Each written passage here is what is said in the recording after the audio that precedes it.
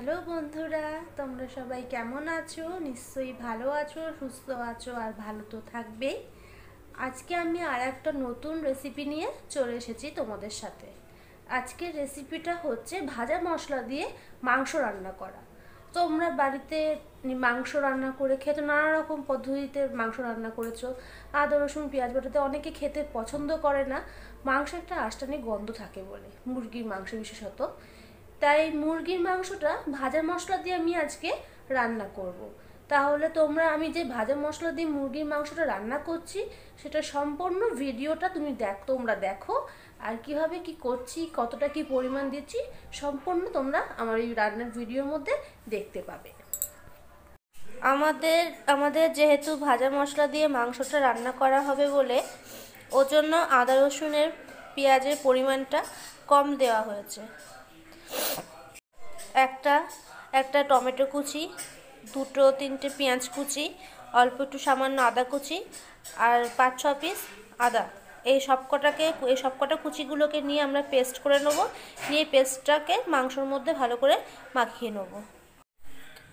আর আমাদের ভাজা মশলা দিয়ে যেহেতু মাংস রান্না করা হবে বলে দেখলে তোমরা মশলার পরিমাণটা কম দিয়েছিলাম।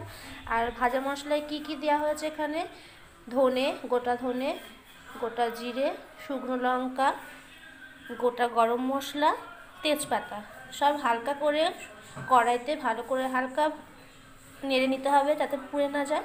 এবং এগুলো সব নাড়া একসাথে হয়ে গেলে তারপর এটাকে গুঁড়ো করে নিতে হবে। যেহেতু আমরা ভাজা মশলা দিয়ে মাংসটা রান্না করব বলে ওর জন্য মাংসর পিসটা ছোট ছোট করে কেটে নেওয়া হয়েছে, যাতে ভাজা মশলাটা সম্পূর্ণভাবে মাংসর ভেতরে ঢোকে, তাহলে খেতেও স্বাদ লাগবে। আর তার সাথে দেখো আলুগুলো এইভাবে ছোট ছোট করে কাটা হয়েছে যাতে আলুগুলো নরম হয় এবং খেতে ভালো লাগে। তোমরা দেখতেই পাচ্ছ কড়াইতে তেল দিয়ে দিয়েছে, এবার তেলটা ভালো গরমও হয়ে গেছে। এবার ওর মধ্যে আলু ছেড়ে দেবে, ছেড়ে আলুগুলো ভালো করে ভেজে নেবে যাতে লাল হয়ে আলুটা যাতে ভালোভাবে সেদ্ধ হয়ে যায়, তার জন্য ভালো করে আগে থেকে নেড়ে নেবে, ভাজবে তাকে।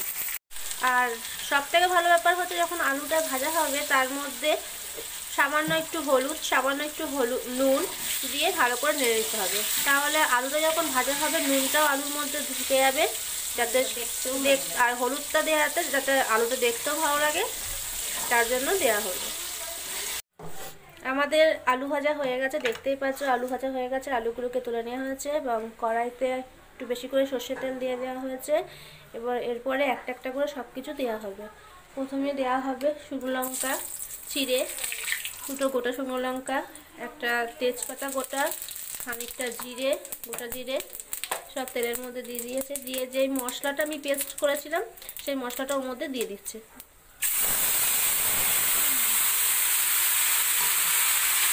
এবার এটাকে একটু ভালোভাবে নেড়ে নিচ্ছে।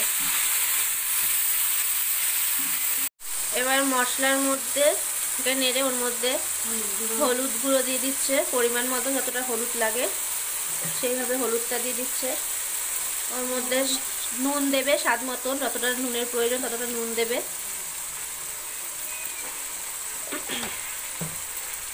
দিয়ে এটাকে ভালোভাবে নেড়ে নিচ্ছে। এবার মশলাটা ভালোভাবে নাড়া হয়ে গেছে, এবার এর মধ্যে মাংসটা দিয়ে দেওয়া হচ্ছে।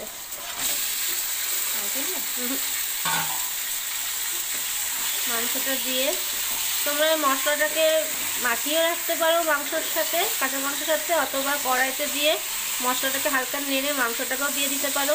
দিয়ে তারপর মাংসটাকে ভালো করে নাড়তে পারবে। নাড়লে এইভাবে মশলাটা একটুখানি কষে নিলে মানে রসুন পেঁয়াজ কম লাগবে, ভাজা মশলা দিয়ে করবো ওর জন্য।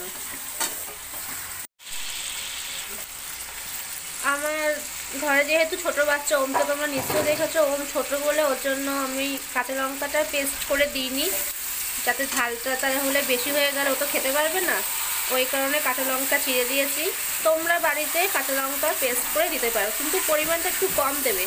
তার কারণ একটাই হচ্ছে যে প্রথমেই দেখালাম ভাজা মশলায় যেহেতু শুকনো লঙ্কা গুঁড়ো করে দেওয়া হবে বলে ঝালটা ওখানে একটু বেশি হয়ে যাবে বলে ওর জন্য কাঁচা লঙ্কাটার পরিমাণটা কম দিয়ে পেস্ট করে তোমরা দেবে। আর আমি কাঁচা লঙ্কা চিড়ে দিয়েছি। এবার এটাকে ভালো করে নিয়ে নেড়ে নেবো, নেড়ে এর মধ্যে এটাকে ঢাকা দিয়ে রাখবো।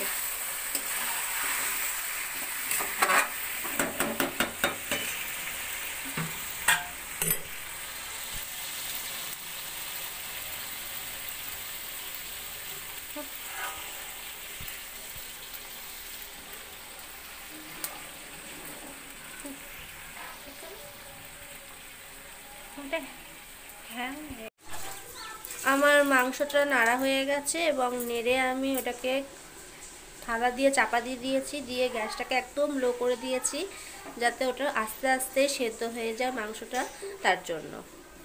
তো তোমরা তখন দেখতেই পেলে যে ঢাকনা থালা চাপা দিয়ে আমরা ঢেকে রেখেছিলাম মাংসটা যাতে ভালোভাবে নরম হয়ে যায়, সেদ্ধ হয়ে যায়, তার জন্য।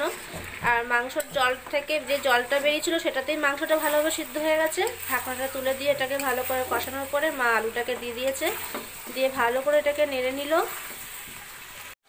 মাংসটাই দেখতেই পেলে যে ভালোভাবে নেড়ে নিলাম। এরপর এর মধ্যে একটু জল দিয়ে দেবো, দিয়ে ঢাকা দিয়ে দেবো। যতটা পরিমাণ জল লাগা ঠিক ততটাই জল দেবে, যাতে পরে যাতে না দিতে হয়, কারণ কাঁচা জলটা পরে দিলে মাংসর স্বাদটা বেসাদ হয়ে যাবে। তার জন্য যতটা জলের প্রয়োজন ততটা একেবারে দিয়ে দেবে। দেওয়ার পরে এটা আমরা ঢেকে রাখবো। আমাদের মাংস পুরো রেডি। আমরা যে ভাজা মশলাটা করেছিলাম প্রথমে তোমাদেরকে দেখিয়েছিলাম, সেই মশলাটা পুরো গুঁড়ো করে রেখে দিয়েছি। আর নামানোর আগে এটাকে দিয়ে দেবো,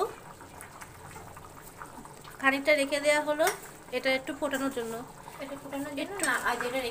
যেটা রেখে দেওয়া হলো ওটা তোমার বাড়িতে কোনো একটা পাত্রে ঢেলে মাংসটা তার উপরে ভাজা মশলাটা পুরোটা ঢেলে দিয়ে তারপরে ঢাকা দিয়ে রাখতে হবে যাতে গন্ধটা ভালো ওঠে। যে কড়াইতে যে ভাজা মশলাটা দিয়ে রাখা হয়েছিল সেটা 5 মিনিট থালা চাপা দিয়ে ঢাকা দিয়ে রাখা হয়েছিল, একটু গ্যাসটা একদম লো করে, যাতে ভালোভাবে মশলাটা ওর সাথে মিশে যায়। দেখো সব কিছু সেদ্ধ হয়ে গেছে, সব কিছু একদম ঠিকঠাক। এবার এটা বাটির মধ্যে ঢালা হবে। এই যে বাকি যে ভাজা মশলাটা ছিল যে বলছিলাম দিতে, তারপরে গ্যাসটা একবারে নিভিয়ে দিয়ে বাকি ভাজা মশলাটা কড়াইয়ের মধ্যে দিয়ে দিলাম। দিয়ে এটা খুন্তিতে ভালো করে নেড়ে নিতে হবে। নেড়ে নিয়ে বাটির মধ্যে ঢেলে থালা চাপা দিয়ে রাখবে, যাতে যখন খাওয়ার সময় গন্ধটা যাতে ভালোভাবে থাকে, তার জন্য।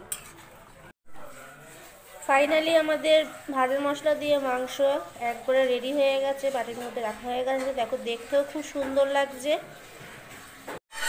তাহলে তোমরা এই ভাজা মশলাটা বাড়িতে ভাজা মশলা দিয়ে মাংস রান্নাটা বাড়িতে তৈরি করবে, করে কেমন লাগলো খেতে সেটা অবশ্যই আমাকে জানাবে। তাহলে তোমরা আমার রান্নার ভিডিওর মধ্যে দেখতেই পেলে কিভাবে ভাজা মশলা দিয়ে মাংস রান্না করা হয়। তাহলে তোমরা বাড়িতে অবশ্যই ভাজা মশলা দিয়ে মাংসটা রান্না করো, করে খাও, এবং খেয়ে কেমন লাগলো না লাগলো অবশ্যই আমাকে কমেন্ট বক্সে কমেন্ট করবে। আর হ্যাঁ, তোমরা অবশ্যই কিন্তু আমার ভিডিওটা পছন্দ হলে লাইক করবে, শেয়ার করবে। তোমরা যদি লাইক করো, শেয়ার করো, কমেন্ট করো, তাহলে আর যদি মনে করে সাবস্ক্রাইব করবে। তোমরা এই সমস্ত কিছু যদি এগুলো করো তাহলে আমি আমার চ্যানেলটাকে আরও সামনের দিকে নিয়ে যেতে পারবো। তাহলে আজকের জন্য এইটুকুনি, টাটা।